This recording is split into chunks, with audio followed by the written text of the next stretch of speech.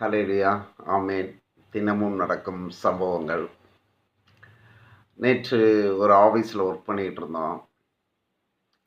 அதில் பல ஆண்கள், பல பெண்கள் எல்லாம் உட்காந்துட்டு இருக்காங்க. அதில் அந்த ஆஃபீஸில் அ கணவன், மனைவி இருவருமே வேலை செய்கிறாங்க. அப்போ அவங்க தங்களுடைய கணவரை பார்த்து, "அப்பா, அப்பான்னு" அழைச்சாங்க. நான் பக்கத்தில் போய் நின்னேன். "மேடம், உங்கள் மேலே நான் கேஸ் போட போகிறேன்" அப்படின்னேன். "ஏன் பிரதர்?" அப்படின்னாங்க. "இல்லை, நான் சென்னையில் பார்த்தோம்னா ஹஸ்பண்ட், ஐயா இங்கே வா" அப்படிங்கிறதும், அவங்க பேரை சொல்லி அழைப்பதும், இல்லைன்னா சில தன்னுடைய மகன் பேரை சொல்லி அழைப்பதும், தன்னுடைய மகள் பேரை சொல்லி அழைப்பதும், ஏதாவது ஒரு ஃபேன்சி வேர்டில் தான் கூப்பிட்டுக்கிட்டு இருப்பாங்க. நீங்கள் மட்டும் அப்பா அப்பான்னு அழைக்கிறீங்களே அப்படின்னேன். இல்லைங்க, எங்கள் குழந்தைங்கள எங்கள் அப்பாவை அப்பா, என் ஹஸ்பண்டை அப்பான்னு அழைப்பாங்க, அதனால் அப்பா அழைத்தோன்னாங்க. ஓ, குழந்தைங்க வந்து உங்கள் ஹஸ்பண்டை அப்பான்னு அழைக்கிறாங்களா, அதனால் நீங்கள் அப்பான்னு அழைக்கிறீங்களா அப்படின்னேன். ஆமாங்க அப்படின்னாங்க. பக்கத்தில் இன்னொரு அம்மா இருந்து சொன்னாங்க, "நீ தப்பாக சொல்கிற.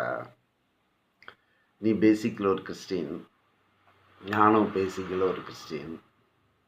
நம்ம வேதத்தில் சொல்லுது ஒரு இடங்களில், என் ஆண்டவனே அப்படின்ட்டு தன் கணவனை அழைப்பாங்க.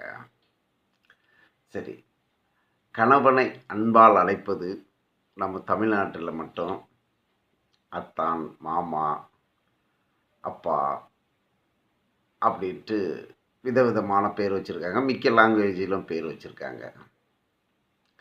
அது பெண் அடிமையா, அன்பு அடிமையா அப்படின்னு கேட்டாங்க. அது ஒரு மகிழ்ச்சியான வார்த்தை. இப்போ நான் என் வீட்டுக்குள்ளே இருக்கிறேன் அப்படின்னா, என்னுடைய ஹஸ்பண்டோடைய அண்ணன் இருக்கலாம், அவருடைய தம்பி இருக்கலாம், என்னுடைய தம்பி இருக்கலாம், என்னுடைய அண்ணன் இருக்கலாம். புதுசாக வர்றவங்களுக்கு இது யார், அண்ணன் தம்பிங்கிறது டக்குன்னு கண்டுபிடிக்க முடியாது. அப்போ அண்ணனை அண்ணன்னு கூப்பிட்டுடுவோம், தம்பியை தம்பின்னு கூப்பிடுவோம், இல்லை பேர் சொல்லி கூப்பிடுவோம். மச்சான, அதாவது தம்பி, ஹஸ்பண்டோட அண்ணன் தம்பியை அது அதுக்கு ஒரு முறையை வச்சு கூப்பிடுவோம்.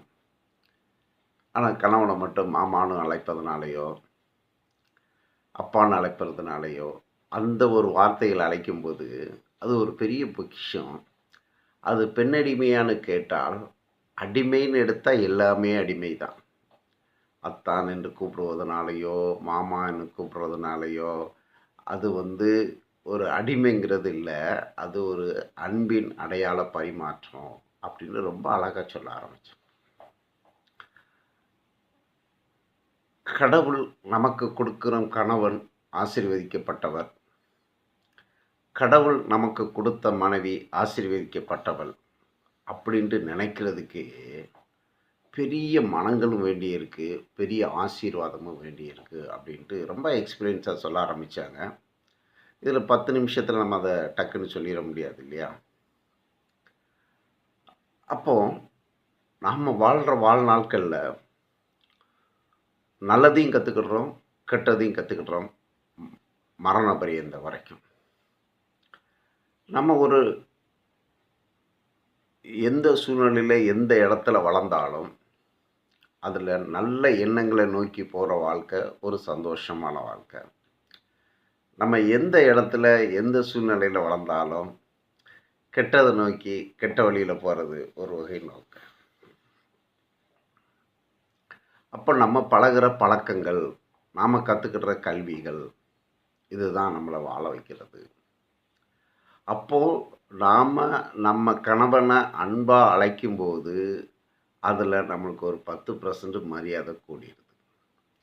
அதுக்கப்புறம் யாவரும் மன்னிக்கிற தன்மையாக இருக்கும்போது அதில் ஒரு 10% கூடுது.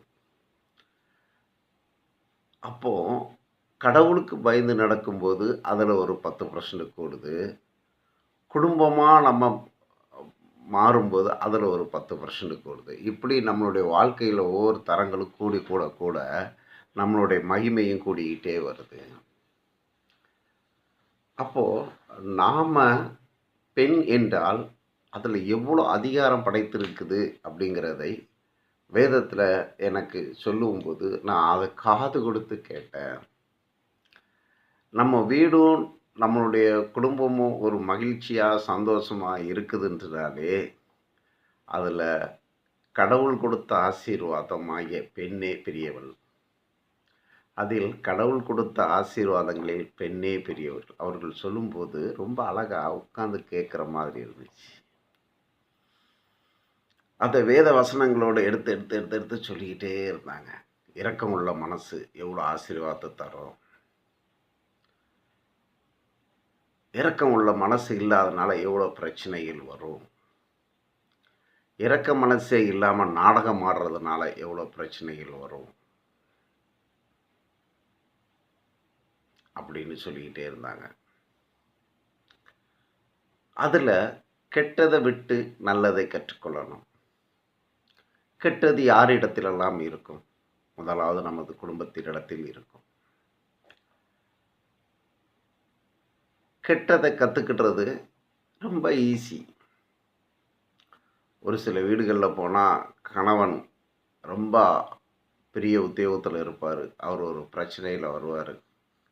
வீட்டில் இருக்காமல் அதுக்கு மேலே பிரச்சனையை கொடுத்தா அவர் ஒரு டிசார்டராகவே ஆகிடுவார். சிலவங்க தன்னுடைய கணவனை கோபத்தில் எப்படி எப்படிலாம் அசிங்கமாக தட்டுறாங்க. அது லோக்கல் லெவலில் போய் மேல் லெவலில் வந்தாலும் இருக்கத்தான் செய்யும். அவங்க சொன்னாங்க, என்னுடைய வருமானத்துக்கு தக்க நான் ஒரு லோக்கல் ஏரியாவில் தான் வீடு வாடகைக்கு இருக்கேன். அங்கே கோபம் வந்துட்டா தன்னுடைய கணவனையும் சரி பக்கத்து வீட்டுக்காரங்களும் அப்படி ஒரு ஆக்ரோஷமாக பேடு வேர்டில் சத்தம் போட்டுக்கிட்டு இருப்பாங்க. அப்போ அவங்க சத்தம் போட்டு முடிஞ்சதுக்கு பிறகு நான் போவேன். நீங்கள் பேசுகிற வார்த்தைகளை குழந்தைங்க காது கொடுத்து கேட்டுக்கிட்டு இருக்காங்க. நீங்கள் பேசுகிற வார்த்தைகளை குழந்தைங்க காது கொடுத்து கேட்டுக்கிட்டு இருக்காங்க. இதுங்க ஏதாவது ஒரு சூழ்நிலையில் இதுகளை பேச வேண்டி வரும்.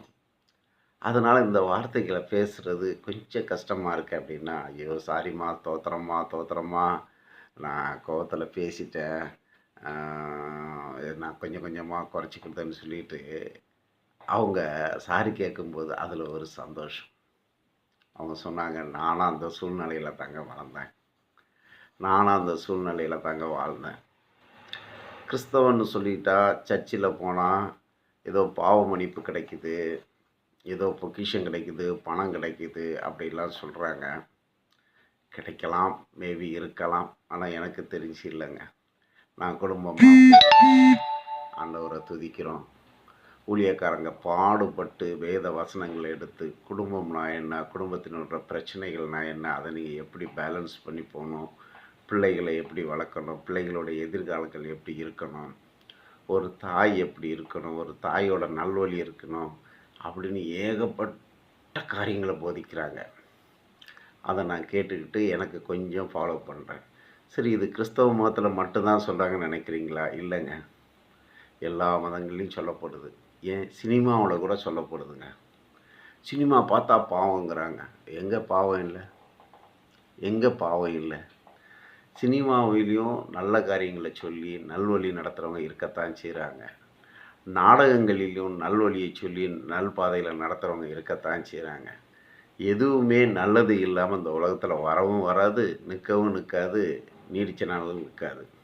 ஆனால் கெட்டது டக்குன்னு பராமரிக்கப்படுது அப்படின்னா, நாற்றம் இருக்கிற இடத்துல ஈ வரும், ஸ்வீட் இருக்கிற இடத்துல ஈயும் வரும், எறும்பும் வரும். அது ஒரு போதை மாதிரி ஆகிடும். பக்தியை போதையாக்கிட்டோம்னா அவங்க பக்திக்கு அடிபணிஞ்சு இருப்பாங்களே தவிர பக்தியில் சொல்கிற நல்ல ஒழுக்கத்துக்கு அடிபணியவே மாட்டாங்க. பக்தியில் அடிமையாக இருப்பாங்களே தவிர பக்தி சொல்லும் நல்லொழுக்கத்துக்கு ஆலோசனை இருக்க மாட்டாங்க.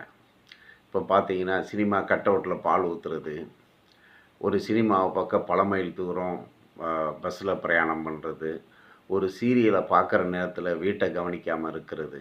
சரி, இவ்வளோ கவனமாக இருக்கிறவங்க அதில் சொல்கிற ஏதாவது ஒரு நல்ல காரியங்களை எடுத்துக்கிறாங்களான்னா இல்லை. அதில் உள்ள கெட்ட காரியங்களையும் எடுத்துக்கிடுறாங்க. அதில் ஒரு போதையாக போகிறாங்க. நண்பர்களோட போகிறது, அதில் உட்கார்றது வர்றது செய்கிறாங்களே தவிர நல்ல ஒழுக்கங்களை எங்கேருந்து வேணாலும் கற்றுக்கிடலாம். இப்போ நல்ல ஒழுக்கங்களை கற்றுக்கிடும்போது நாம் எங்கே பிறந்தோம் வளர்ந்தங்கிறது இல்லை, நம்ம மதிப்பும் நம்மளுடைய உயர்வும் உயர்ந்துக்கிட்டே இருக்கும். அதனால் கணவனை அன்பாக கூடுற மகளே, உன்னை கடவுள் ஆசீர்வதிப்பாராக. இதை பார்த்துக்கிட்டு இருக்க நீங்களும் நல்ல ஒழுக்கங்களை தேடுங்க, நல்ல காரியங்களை தேடுங்கன்ட்டு அந்த அம்மா சொல்லும்போது என்கிட்ட என்ன குறை இருக்குன்னு சொல்லிட்டு நானும் என்ன கொஞ்சம் சரி பண்ணிக்கிட்டேங்க. அல்லேலூயா, ஆமென்.